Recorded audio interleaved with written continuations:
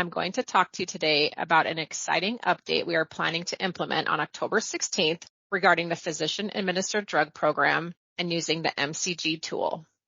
With our current review process, we often receive a lot of clinicals uploaded with the medication requests. When our reviewers sift through these pages of chart notes, it can be incredibly difficult and slow down the review process. By using the MCG tool, we hope to streamline the process so we can 1, render determinations quicker, and 2, reduce the need to send return for information requests. As a reminder, you can access the QualiTrack portal through the following website, listed here in teal. If you need any refresher information on how to enter a case into the QualiTrack portal, please see the Education and Training section on the Mountain Pacific website on our homepage. This is where it's located here, circled in red. As I said in the opening, starting October 16th, users will be required to verify clinical criteria through the MCG system inside the QualiTrack portal. If you are using the original training in the July 2020 Montana Medicaid Provider Portal training for the physician-administered slide deck, this training will start at slide 52 and resume on slide 53. Starting in the QualiTrack portal, when all of your information has been entered and Continue is selected, the system will take you to the MCG tool. The state of Montana clinical criteria for physician-administered drugs has been built inside the MCG tool and will be available when you select Document Clinical. Previously, you were able to select Back to bypass the MCG tool, but do not select this option anymore. Documentation of criteria will be required for all prior authorizations. If the case is submitted without criteria, it will be returned and an outcome will not be rendered.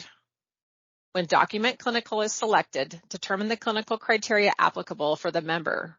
As you can see here, for this medication, there are 2 indications available. Check the box prior to the criteria that is applicable to the member. Do not select criteria or indications that do not apply. If there are secondary criteria or additional information required, a drop-down list will open. Please check all the information that applies to the member. At the end of each criteria line, there's a notepad icon. The notepad can be selected to leave notes for the reviewer. Using this feature will significantly expedite the review process and decrease the number of requests for information sent. Please utilize this feature for your reviews. You can leave a note for every line if necessary. As you can see from this slide, when you select the notepad icon, an indication note will pop up. This allows you to freeform type your note. Be as detailed as possible when leaving your note for the reviewer. For example, if criteria are required, such as previously trialed medication, please leave the dates the medication was trialed and the page in the chart notes this information can be found. This will help the reviewer find the information quickly and not have to send a request for information to ask for it.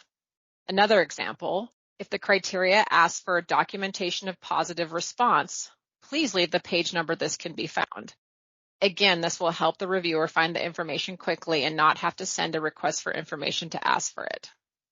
When all information is selected and all notes have been entered, select Save.